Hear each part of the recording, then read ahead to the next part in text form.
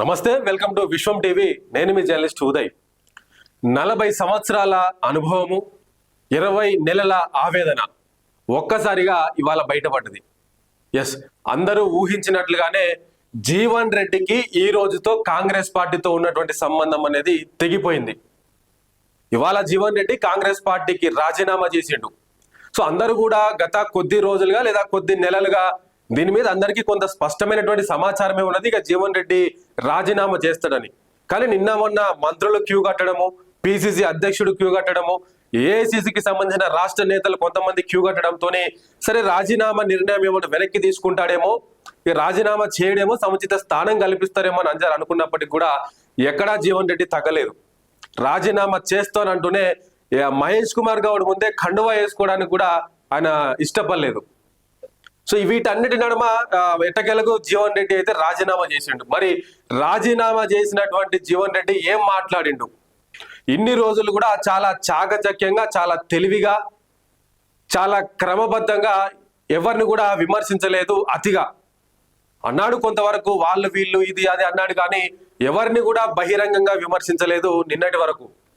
ఇవాళ రాజీనామా పత్రం బయటికి విడుదల చేసిన తర్వాత ఆ రాజీనామా పత్రంలో కొన్ని సంచలన విషయాలు పొందుపరిచాడు జీవన్ రెడ్డి. అదేవిధంగా ఇవాళ మాట్లాడుతూ రేవంత్ రెడ్డిని, అదేవిధంగా ఇంకొంతమంది కాంగ్రెస్ నాయకులను తీవ్రమైనటువంటి పరుష పదజాలంతో విమర్శించండు జీవన్ రెడ్డి. ఇక నుండి ఒక లెక్క, ఇక ముందు నుండి ఒక లెక్క అని చెప్పేసి జీవన్ రెడ్డి మాట్లాడిండు. మరికొద్ది రోజుల్లోనే బీఆర్ఎస్ పార్టీలో కూడా చేరబోతున్నాడు అనేటువంటి ఊహాగానాలకు కూడా ఇక తావు ఇచ్చినట్లయింది ఆ వ్యాఖ్యలన్నీ కూడా. చూద్దాం ఒకసారి జీవన్ రెడ్డి ఏం మాట్లాడిండో, ఆ వీడియోలో ఏమున్నది, అదేవిధంగా ఆయన సమర్పించిన రాజీనామా లేఖలో మల్లికార్జున్ ఖర్గేకి రాజీనామా లేఖ ఇచ్చిండు. ఆ రాజీనామా లేఖలో ఏం మాట్లాడిండో, ఏం రాసిండు అనేది క్లియర్ కట్ గా ఒకసారి చూసే ప్రయత్నం చేద్దాము రండి. ముందుగా ఏం మాట్లాడిండో చూద్దాం. ఇవాళ కార్యకర్తల సమావేశం పెట్టి జగిత్యాలలో మాట్లాడినటువంటి మాటలు ఇవి.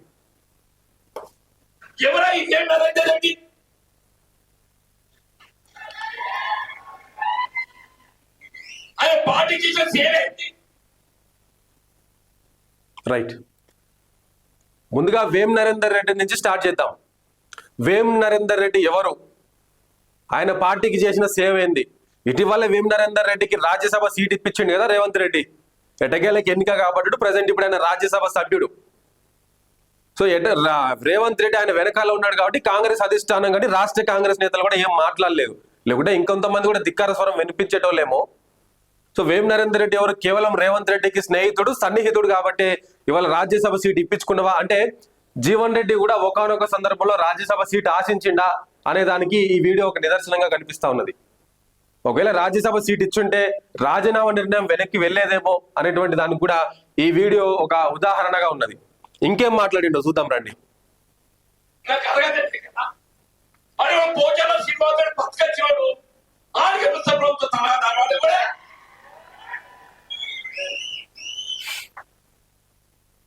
అదే పోగా ఈ 20 మాసాలలో ఆవిడ ప్రభుత్వ సలహాతో నియామకైన తర్వాత ఆవిడ ప్రభుత్వానికి ఇచ్చే సలహాలు చెప్పున్నా.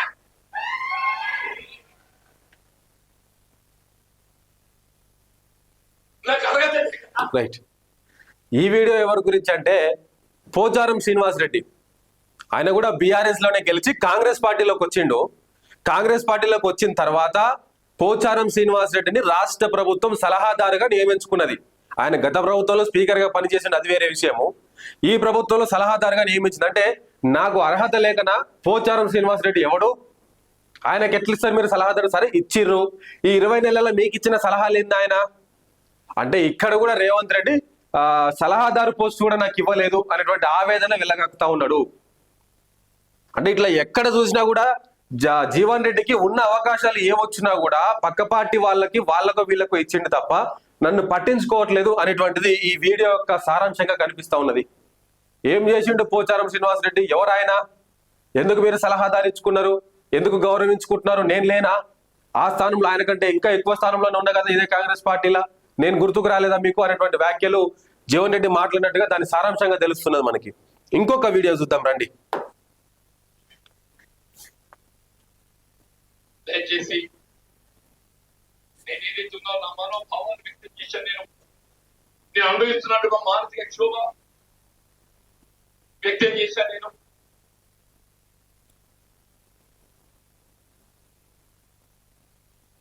పార్టీ వీడడం అనేది నాటువంటి బాధాకరం చెప్తున్నా.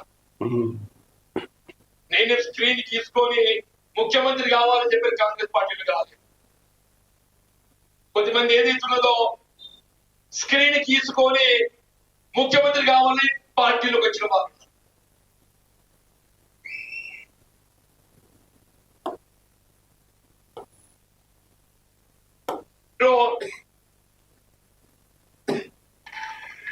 ఓకే, కొంతమంది స్క్రీన్ గీసుకొని ముఖ్యమంత్రి కావడానికి కాంగ్రెస్ పార్టీలోకి వచ్చిండ్రు అని చెప్పిండు. ఎవరి గురించి మాట్లాడిండు? రేవంత్ రెడ్డి గురించి మాట్లాడిండు. ముందు వేం నరేందర్ రెడ్డిది అయిపోయింది, తర్వాత పోచారం శ్రీనివాస్ రెడ్డిది అయిపోయింది, తర్వాత ఇప్పుడు రేవంత్ రెడ్డి దగ్గరికి వచ్చిండు.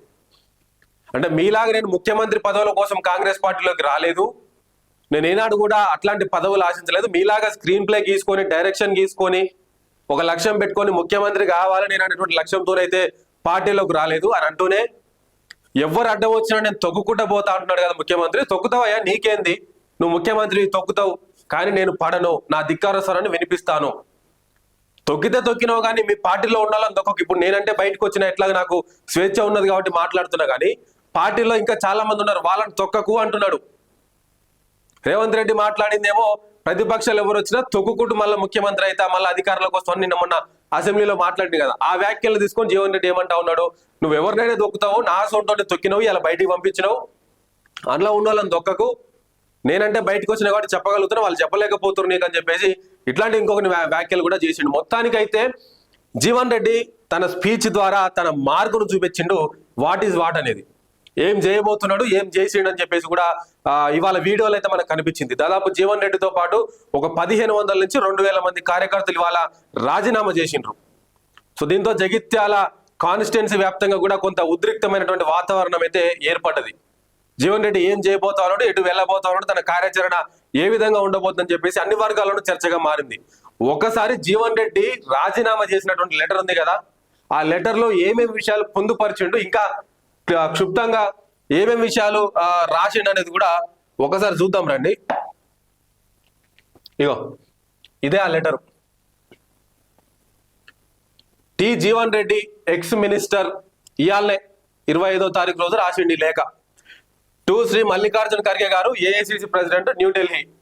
మల్లికార్జున ఖర్గే రాసిండు, ఆర్య తెలంగాణ రాష్ట్ర కాంగ్రెస్ పార్టీ ప్రత్యేకించి జగిత్యాల శాసనసభ నియోజకవర్గానికి సంబంధించి జరుగుతున్న పరిణామాలను నేను 24వ నెల 10వ తారీఖు 10వ నెల 2024 సంవత్సరం రోజున లిఖిత పూర్వకంగా కాంగ్రెస్ పార్టీ అధిష్టానానికి గౌరవ ఏఐసిసి అధ్యక్షులు మల్లికార్జున ఖర్గే గారికి మరియు అఖిల భారత కాంగ్రెస్ నాయకులైన సోనియా గాంధీ గారికి, అదేవిధంగా లోక్సభ ప్రతిపక్ష నేత రాహుల్ గాంధీతో పాటు రాష్ట్ర కాంగ్రెస్ నాయకుడు ముఖ్యమంత్రి రేవంత్ రెడ్డికి, పిసిసి ప్రెసిడెంట్ మహేష్ కుమార్ గౌడ్ కు సవివరంగా నేను వివరించిన భవిష్యత్ కార్యాచరణ గురించి మార్గదర్శకం చేసే విధంగా విజ్ఞప్తి చేయబడి సంవత్సర కాలం పైగా గడిచినప్పటికీ ఇంతవరకు ఏ విధమైన స్పందన లేకపోవడమే కాకుండా దశాబ్ద కాలం వివిధ హోదాల్లో ఆనాటి బీఆర్ఎస్ ప్రభుత్వం శాసనసభలో, శాసన మండలిలో ఏకపక్షంగా పోరాటం చేసినప్పటికీ కాంగ్రెస్ పార్టీలో తగిన గుర్తింపు, ప్రాధాన్యత కల్పించలేకపోవడానికి తోడు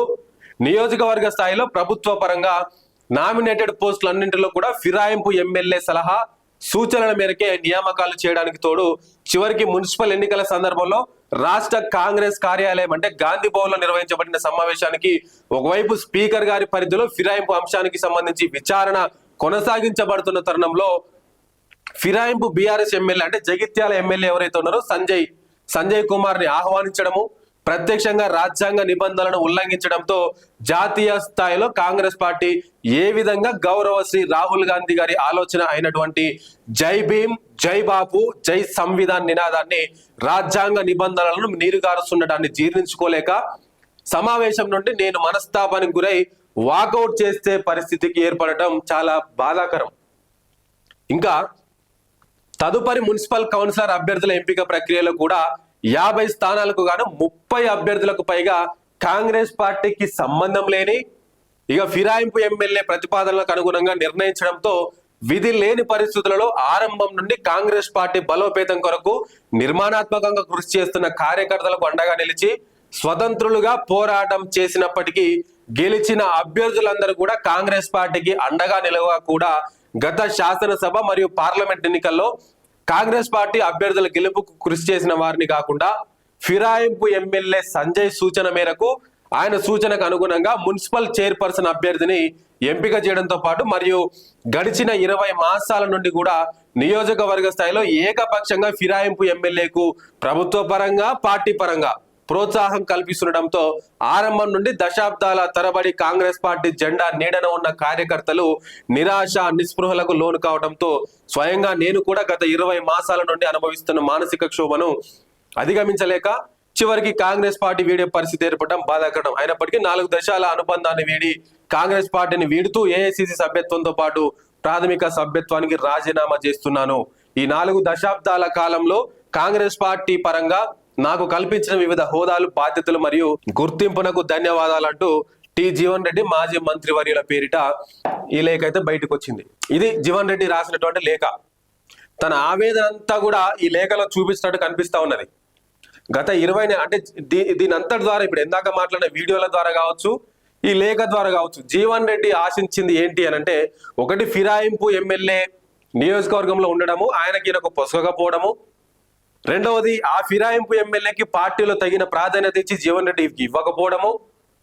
అదట్లా పెడితే ఇవాళ రాష్ట్రంలో జరుగుతున్న కొన్ని పరిణామాలు కావచ్చు, నామినేటెడ్ పోస్టులు కావచ్చు, ఇంకొన్ని పదవులలో జీవన్ రెడ్డిని కనీసం పట్టించుకోకపోవడం, అడగడం కూడా చేయకపోవడంతో ఆయన తీవ్ర మనస్తాపానికి గురైపోయాడు.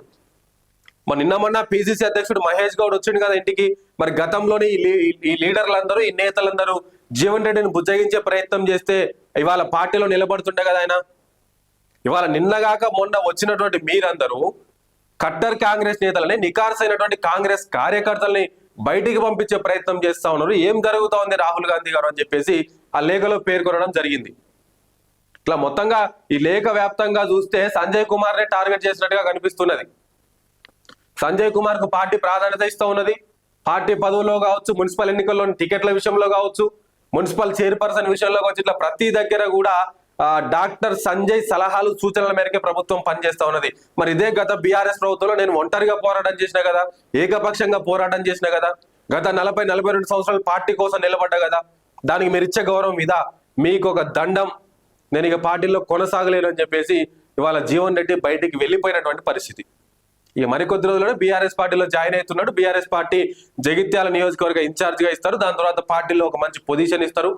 దాని తర్వాత ఎలక్షన్లు వచ్చిన తర్వాత మరి జీవన్ రెడ్డికి ఎట్లాంటి స్థానం కల్పిస్తారు, ఏం జరుగుద్ది, ఎట్లా అనేది కూడా చూడాల్సినటువంటి అవసరం అయితే ఉన్నది. మొత్తానికి ఇవాళ జీవన్ రెడ్డి రాజీనామాతోని కాంగ్రెస్ పార్టీ ఏమని స్పందిస్తుందో చూడాలి. ఇంతవరకు కాంగ్రెస్ పార్టీ కూడా ఏం మాట్లాడలేదు, ఎందుకంటే విత్ ఇన్ ద పార్టీలోనే ఉన్నాడు జీవన్ రెడ్డి కాబట్టి. సో నిన్న మొన్న పోయినటువంటి లీడర్లు కావచ్చు, ఇక లేకపోతే ఇంకొంతమంది స్పోక్స్ పర్సన్స్, ఎమ్మెల్యేల, ఆ జిల్లాకు సంబంధించిన మంత్రుల ఏం మాట్లాడతారు జీవన్ రెడ్డి అంశం మీద అనేది కూడా వేచి చూడాల్సిన అవసరం అయితే ఎంతైనా ఉన్నది. మరిన్ని విషయాలతో మీ ముందుకు ఎప్పటికప్పుడు వస్తూనే ఉంటాను. చూస్తూనే ఉండండి విశ్వం టీవీ.